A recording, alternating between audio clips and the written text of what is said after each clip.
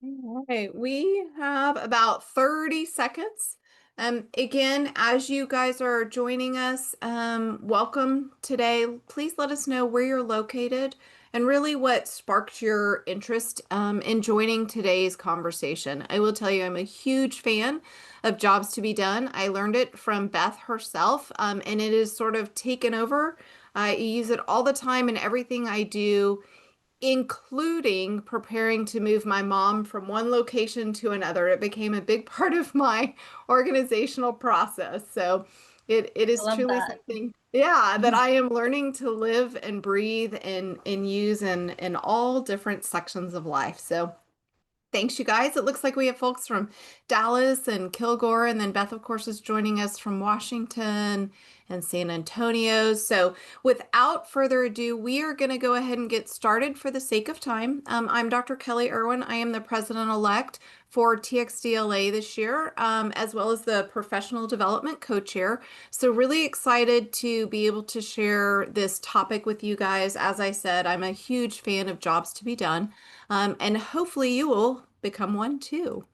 Rhonda Blackburn is not with us today. She is back in the classroom, so she's not able to join us for today's session, but she is here in spirit with us. So without further ado, let's kind of jump in and talk a little bit about TxDLA. If you are new to us, thank you for joining our free webinar. We do these on a monthly basis. We do call these the bite-sized learning webinars. On the TxDLA website at txdla.org, you are always able to go into the Learn section and find the upcoming webinars as well as links and information to access our past webinars as well. Today, we are doing Jobs to be Done, building solutions that actually solve problems next month in December on the 10th. So go ahead and mark your calendars. We're going to do Tech Teaching and Triggers, Managing Mental Health in Digital Learning Spaces.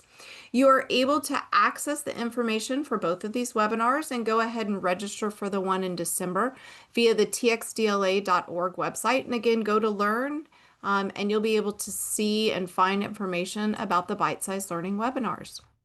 Also, you'll want to mark your calendar. March 23rd through 26th in Galveston, we are doing our annual conference, and this will be the in-person version of the conference, Riding the Wave of Innovation. We've had some great submissions for conference presentations, and we're really excited to see it coming together. We have some great keynotes ahead. We will also do the virtual option April 14th through 15th. Definitely mark your calendars for that. And again, on the website txdla.org, you can find more information about the conference and get registered as well. Just a couple of housekeeping things. We do record these sessions. They will be hosted on our YouTube channel as well as the website. Please take advantage of chat, whether it's for sharing ideas or asking questions.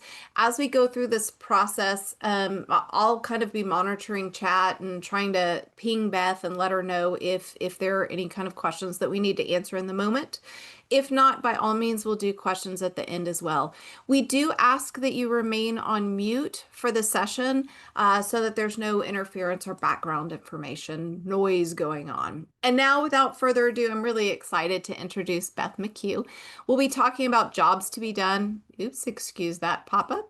We'll be talking about Jobs to be Done, building solutions that actually solve problems. And so, Beth, I'm going to let you introduce yourself, and I'm going to stop sharing my screen and pass it to you.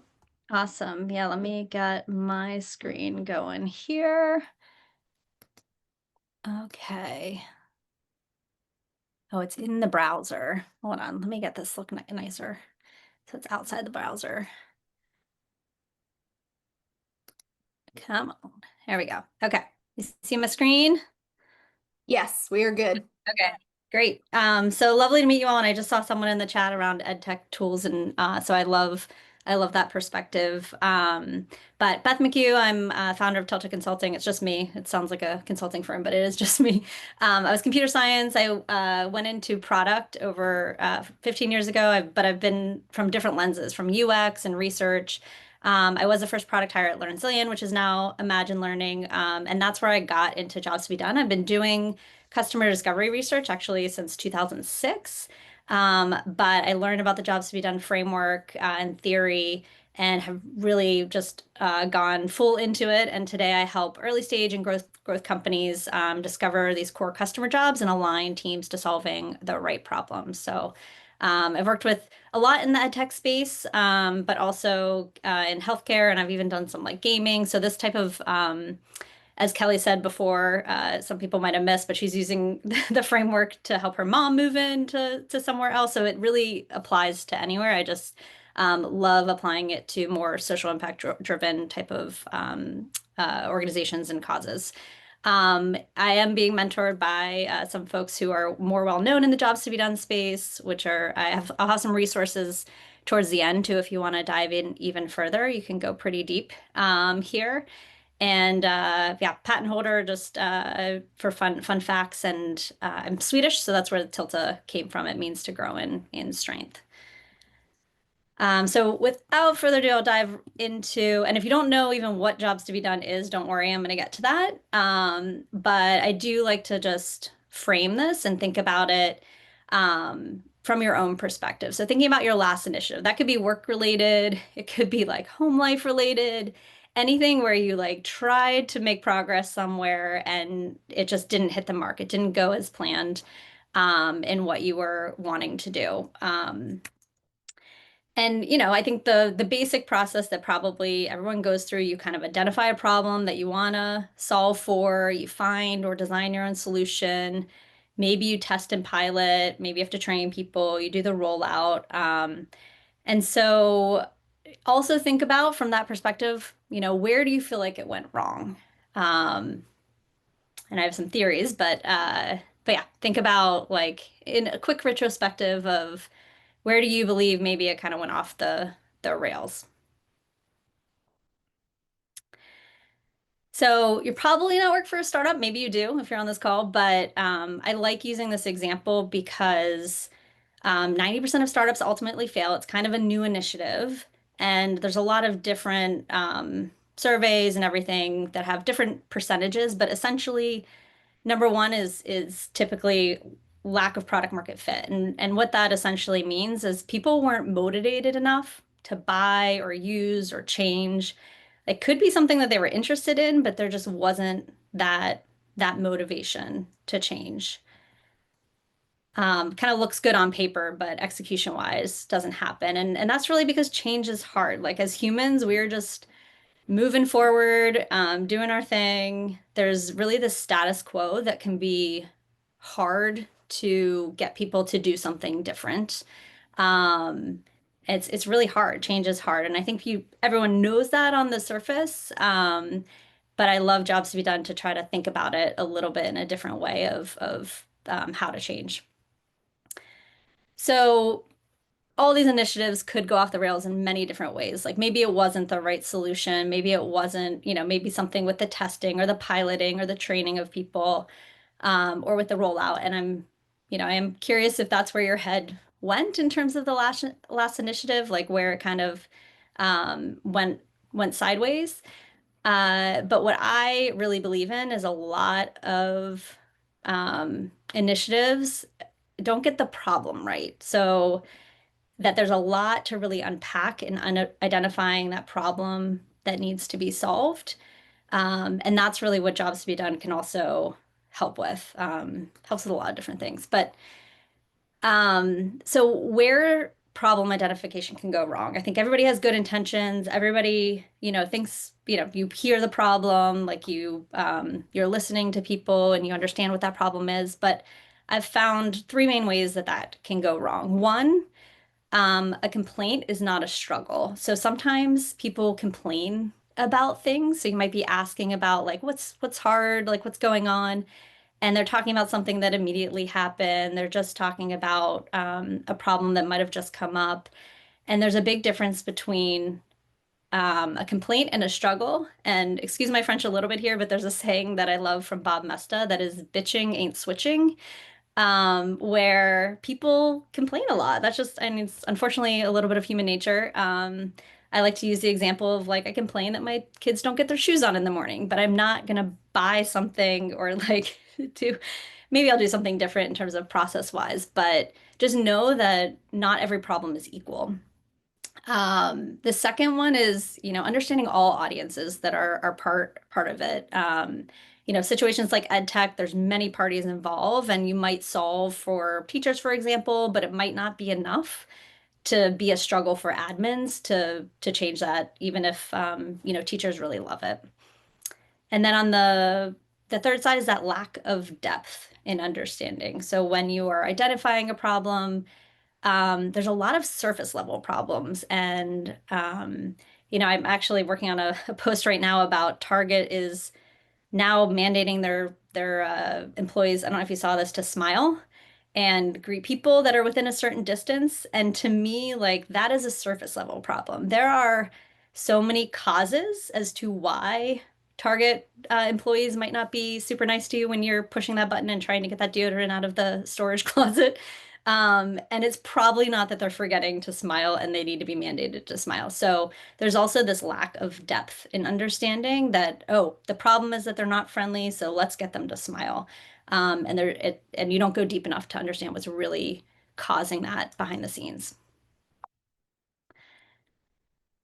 So with all that, how can we identify these problems better and think about better solutions? And that's really where the jobs to be done lens comes into play. And I found super powerful because I had been doing just regular customer discovery for a while, and started implementing this and was able to get deeper into what really was going on.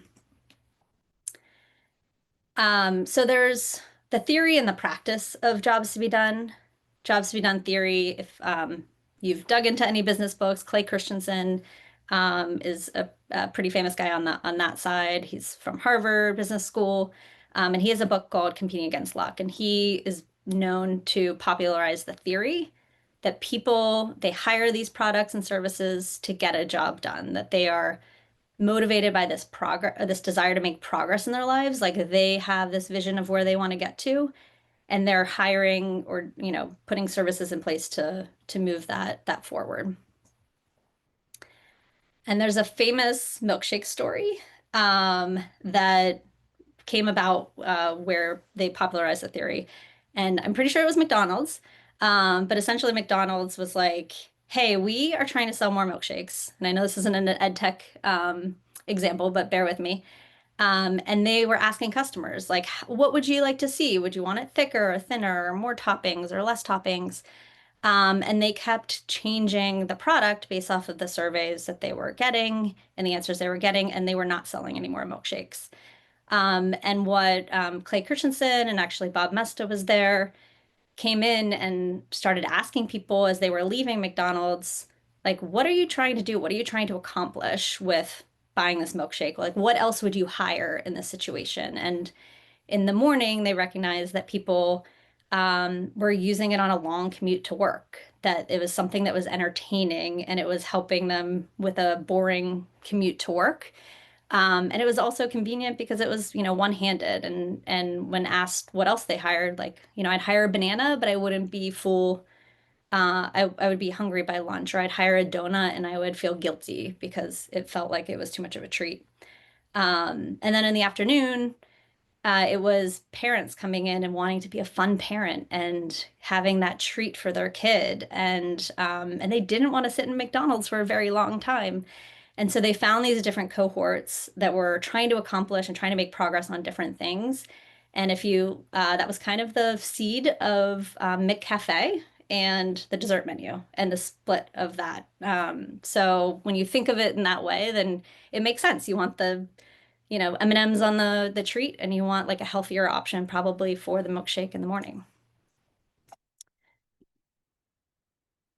And really what that is about is you're starting with the demand side. So demand being like what is really driving people to pick something up versus supply, which is thinking about like what can we build? Like yes, you're thinking about the problems, but you're getting very quickly to the solution.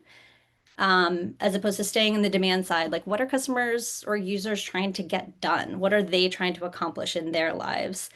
And finding hypotheses based on these real stories of decision making that they are doing. And the great thing about that I've found when I'm working with ed tech companies or working with founders is that becomes predictable and finite. So you're instead of endless ideas that this whole pool of like, let me test and try these ideas, you actually are able to narrow in on where people are really trying to make progress, where there is demand, and then the ideas come from that, and you kind of narrow in your view. So, and let me know, Kelly, if any questions come up. I'm very bad at monitoring the comments while I'm talking. No problem. I'm watching for you. Okay, thank you. Um, and this is a simplistic drawing, like what is a job to be done? And it really is, putting yourself in these people, you probably can think about this from your own perspective. There's something that you're struggling with, something that is really, bugging you, you're feeling the tension, and you're just recognizing like there has to be this new way. Like I need to change. I need to make some kind of progress here. And that's what it really is. It's like the progress that someone is trying to make when they are really struggling. And there's a level between, again, the just complaining about it and like truly struggling. Um, and when you look at those moments, there are these forces of progress. So even when you have something that you're struggling with, you can think about this in your own decision making. But there's a push of the situation. So something that is challenging, something that is that big problem that's happening, that will push you into that direction. And then there's a pull of the solution. So something that makes it easier, makes it, is aligned to what you're trying to do. If those connect, it starts to move you towards making progress. And then the things that can hold you back are that anxiety and that habit of those situations. So I like to use, adopting AI as an example. Many people have adopted AI. Many people want to adopt AI and like see this new way of maybe being more productive, or I keep thinking about it from kind of my business perspective of I know I could be doing things in a better way, leveraging AI for my business. And so but the push and the pull of the situation haven't gotten there yet. I haven't found an easy way for me to implement that. And you also, there's studies out there like, women are more anxious about implementing AI sometimes because we might like to follow rules a little bit more. There's so different situations about anxiety that comes up. I know I'm a rule follower. Not every woman is, but there's anxiety of like, is this okay? Can I be doing this that might be preventing people from making that change? So when you look at those situations that people are in and these forces that are at play, you can start to figure out what can you help with making progress. Is it something about taking away the anxiety? Is it taking away, or is it the pool of the solution, making it easier to make that change? And it's really that struggling moment that's that seed for innovation because, as I said before, it's that level that people are going to be looking for solutions instead of you trying to market these new solutions or push solutions or require target customer service to smile. If you understood what they were struggling with, and there's a better way to get to what you're trying to accomplish as well. So in addition to the four forces at play, another thing to look at is the timeline when people make decisions. So any decision to use something, to buy something, to adopt something. I know this comes a lot in the ed tech space of, there's kind of these adoptions and then it doesn't happen across the board. But if you look at when people are pushed to start using, there's typically these steps and there's events that happen to move them along that pathway. So there's, a first thought, you're starting to passive look or active look, and then you make a decision to buy or use. And then there's kind of what the experience is after that point. And so identifying these struggling moments is how you're walking through what their story is, either, understanding what their struggle moments are with teaching a class or understanding why they decided to use something like Google Classrooms as opposed to the LMS that's being mandated. if you walk through those touch points and what happened to lead to that decision, it really starts to surface up what they're trying to accomplish and those forces that are at play that are pushing them in that direction as opposed to another direction.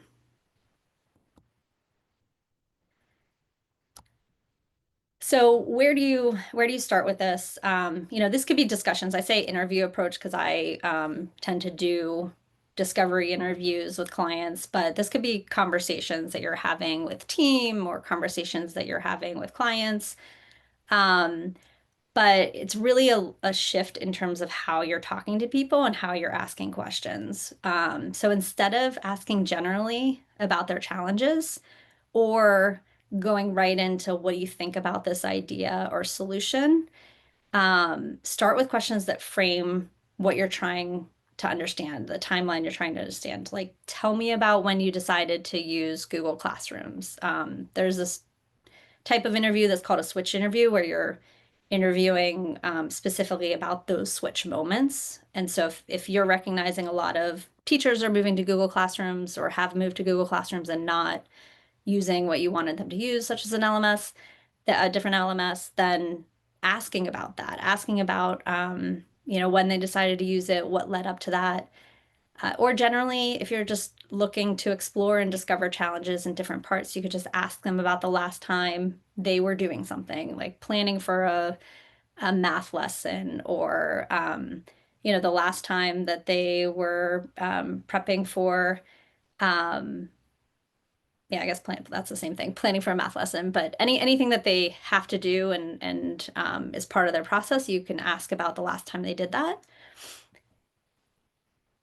And, there's no script, just really let that story guide the questions that you ask. And I have like a little mat that's kind of like this that I have up when I'm doing interviews on, what to focus on. So making sure that you're completing that timeline, like what happened, that led up to you thinking about Google Classroom, what happened before that, trying to get those moments of like what triggered it, what got them actively looking at a solution that, wasn't the solution maybe that you wanted if it was the LMS.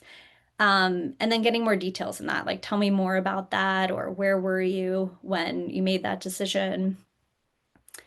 And then I listen for struggles, challenges, workarounds. And a key thing is energy.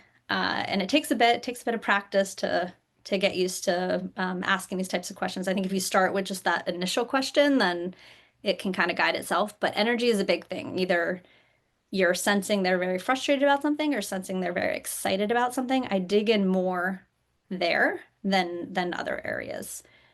And then areas to ignore, like opinions and predictions. When I did customer discovery, those tend to be quite interesting. So I would dig into those and be like, oh, this was a super interesting thing that someone said.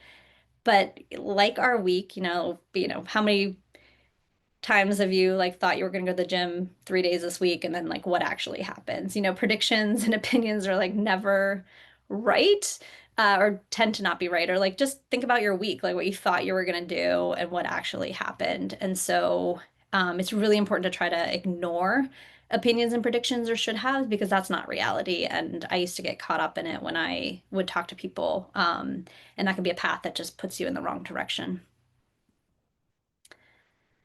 And then if you really want to dig into this, like there's books that get into this, but I think like the milkshake story, they interviewed folks and then they created these clusters of there's different types of people. So not everyone has the same problem or struggle that's related to what you're digging into, that there's likely 3 to 5 groups of big struggle moments that come up. And so making sure that you're understanding those distinction. And when I do interviews, you start to hear it. You start to be like, oh, that discussion sounded a lot like this other discussion. And so they're kind of similar, but this third person I talked to was completely different in terms of how they were approaching things.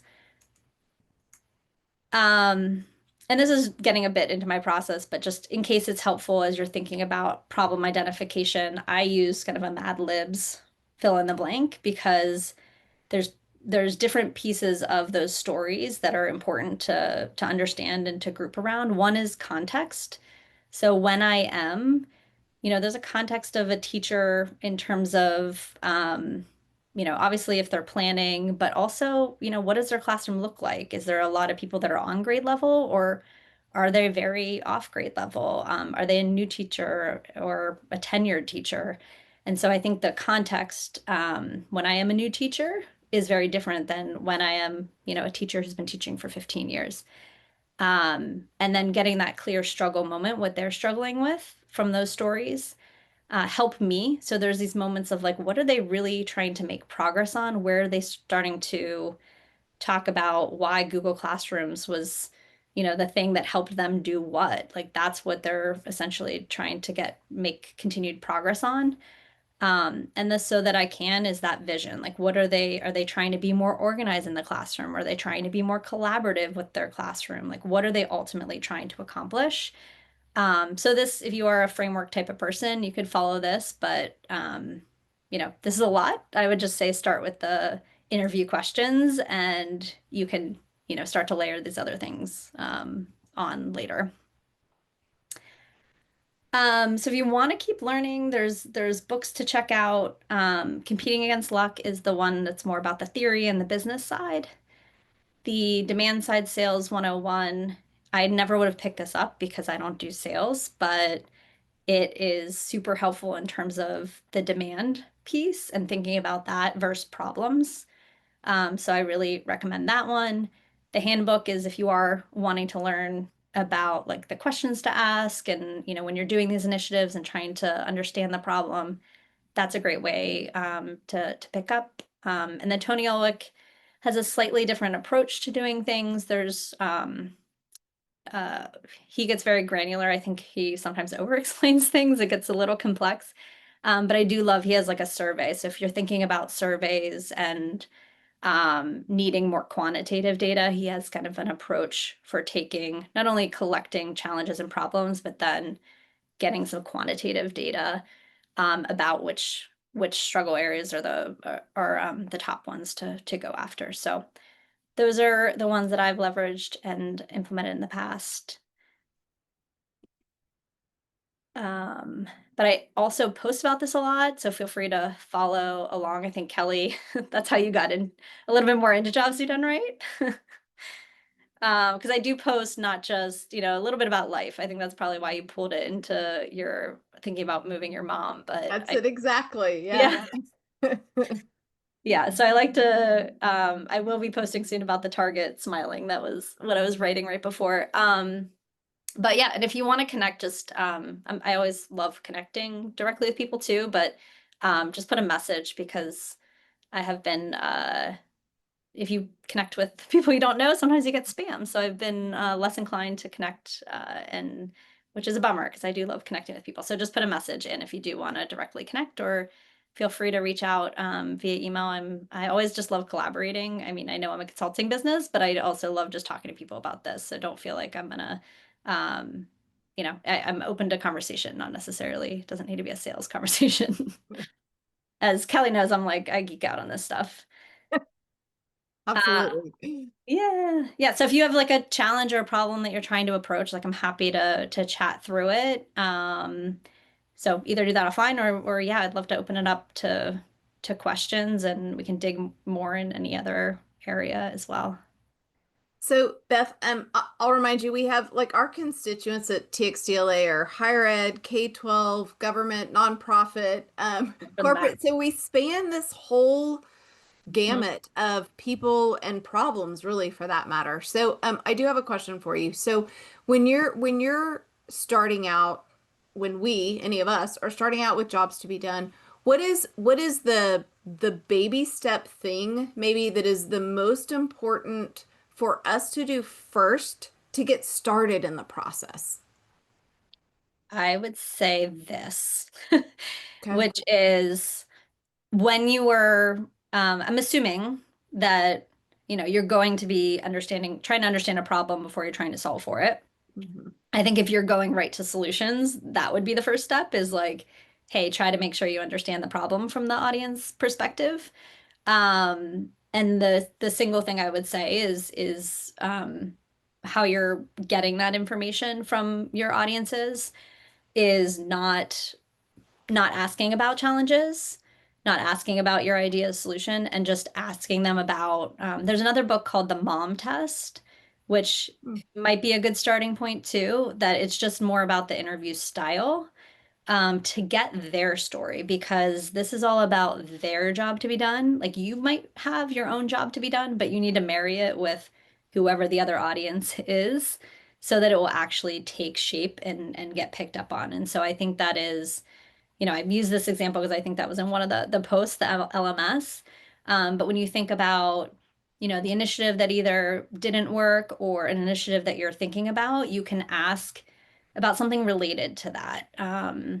So I don't know if you have another example, Kelly, but of an initiative outside of an LMS, or feel free if anybody on the call has a initiative that is going on, but um, you can ask just something adjacent to it. So, for example, I had a client who is a startup founder looking in the mental health space, and particularly for those managing bipolar disorder. And so it was a startup, so there was nothing to really talk about with their product or their customers or why they bought the product. It was more about finding people who had made progress. So we talked to people who had hired a therapist, who had gone to group therapy, who had, another app that they were using to manage their symptoms, and we talked to them about that story and what were those moments that made them decide that they were going to go with that. Kind of what are those dominoes that fell, and where were those challenges, those anxieties, those things that were holding them back, and that really helped her recognize that her pitch deck actually had a lot of assumptions that were Mm. not accurate. So you said the word assumptions, and it made me think, Mhm. I'm gonna go into higher ed for a second. And and really this could be for K-12 too, but when you're going in and designing the courses, we have standards that we have to meet, or we have plans in place, or certain objectives that we have to meet. How how do we use jobs to be done to help us plan and prepare and create if we don't necessarily have access to interview those who are going to be using it because maybe they haven't signed up for the class yet or something Mhm. like that. Yep. So there's multiple things. I mean, I think if you're not interviewing anyone, like you could ask some of these things to ChatGPT in the right way to get a starting point that's at least outside of your own perspective. And you can, ask about the job to be done and so that at least gets you out of your own head, although knowing ChatGPT has a lot of biases of itself, and it's kind of it doesn't have the depth in terms of human understanding. Like I had a photo that I used in one of my talks. Like it gave me three hands when I asked for it. It doesn't understand humans in the way. Right. So I wouldn't recommend that long term, but it is a good way to like get outside of your own head in terms of assumptions. There are tools where obviously you need a little bit of a budget to be able to find folks, but there's a tool called respondent.io, another one called user interviews. I've done recruiting and just given a little bit of an incentive to be able to talk to those. So I know it can be hard to find people to talk to, but I use that with startup founders. Like you're able to find people in your audience to talk to you. And it's you might pay them about $50 to talk to you, 20, $50 for a 50-minute session.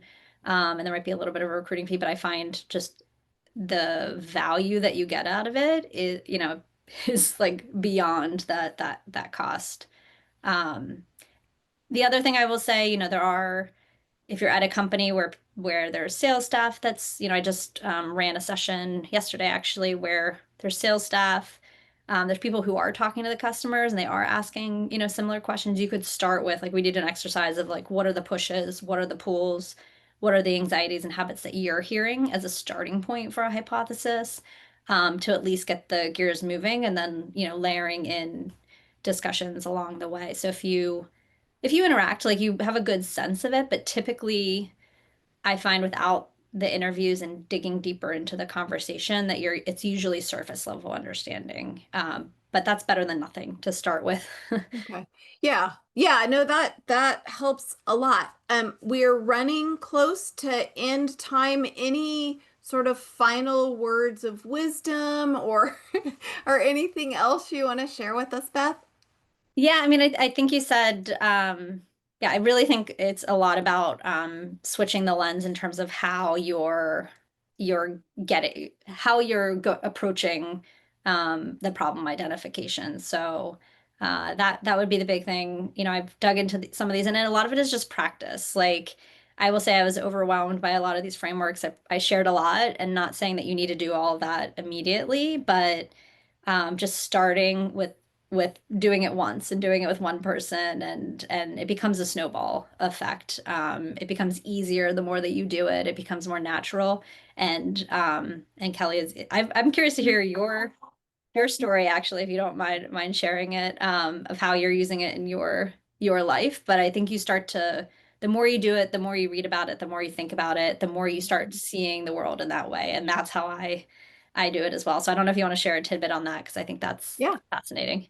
Yeah, sure. So, I learned about jobs to be done in some of the different projects we were working on at learning.com.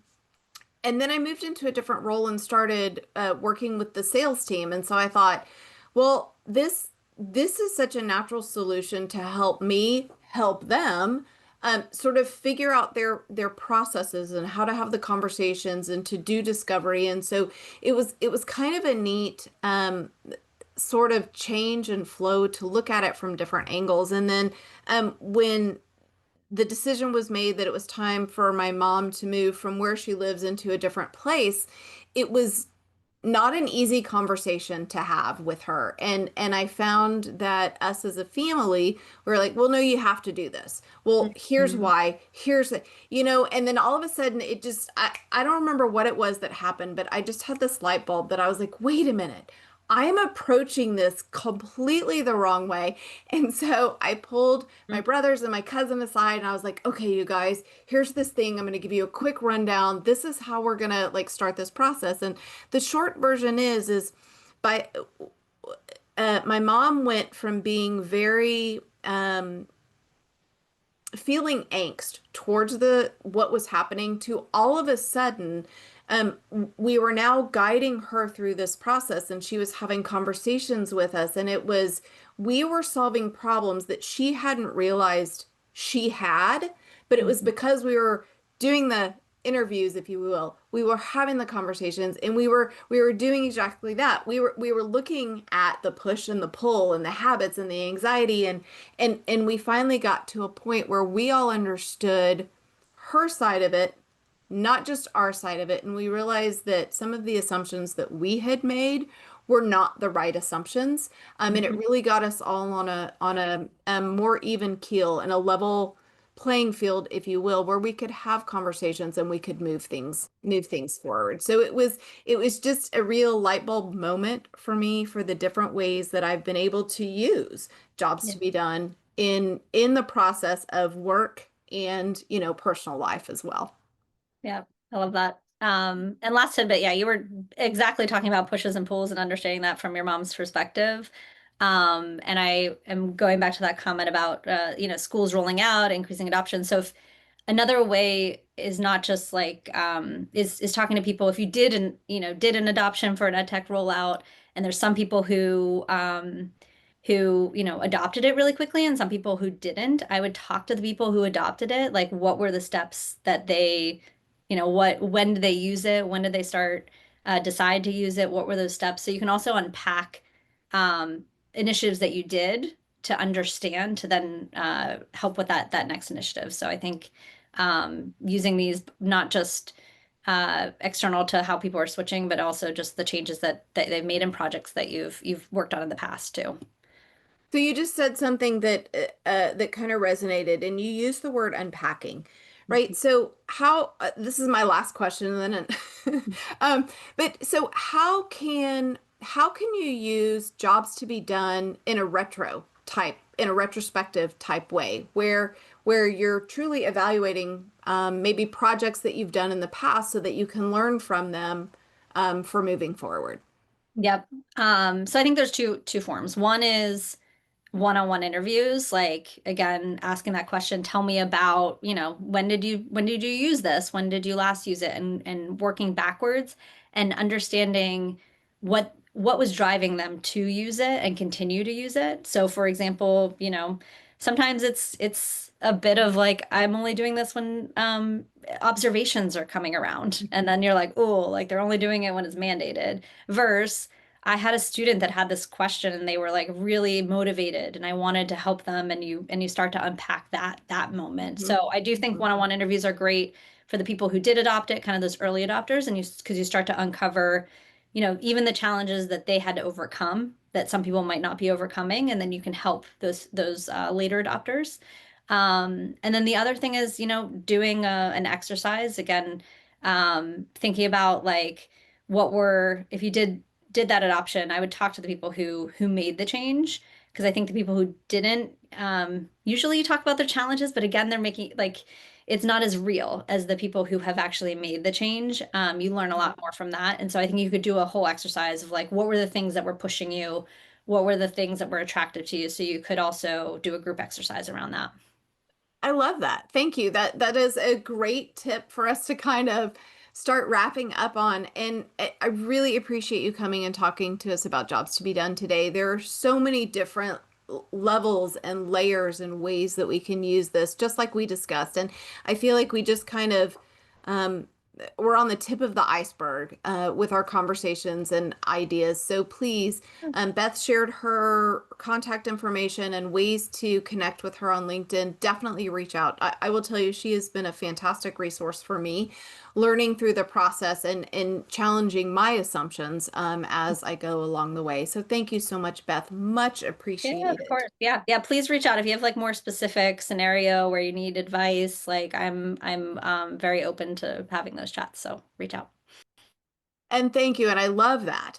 And you guys, as we said at the beginning, in case you mentioned it, I'm going to go back through this just briefly, but we do have our monthly bite-sized learning webinars. They are always at 12 o'clock Central Time. If you visit the txdla.org website and you go under Learn, you will be able to see the bite-sized learning as well as recordings and other information. I would be remiss if I did not thank our partners in this process because we couldn't do free webinars, the conference, and the variety of other things that we do at TxDLA without them. So a wholehearted thank you to them, whether they're on joining us today or they happen to see this after the fact. We really do appreciate it. And another reminder, go ahead and mark your calendars for the Riding the Wave of Innovation. Our 2026 conference will be March 23rd through 26th in Galveston, and then virtually April 14th through 15th. And if you are not a member of TxDLA, we would love to have you join. It is a $50 membership fee, and you can see the URL there to get you access and set up. We really do have a phenomenal community. One of my favorite things about our community is the knowledge base because we come from such a variety of entities, whether again, K-12, higher ed, government, nonprofit, corporations. So it's a whole wealth of knowledge that you can tap into as part of TxDLA. So definitely please check out the website and join us officially. You can find us on all of the different socials. We are TxDLA. And again, here is the website that's available. So thank you all so much for joining today. We look forward to seeing you in December. And have a great afternoon, everyone. Thanks. Thanks.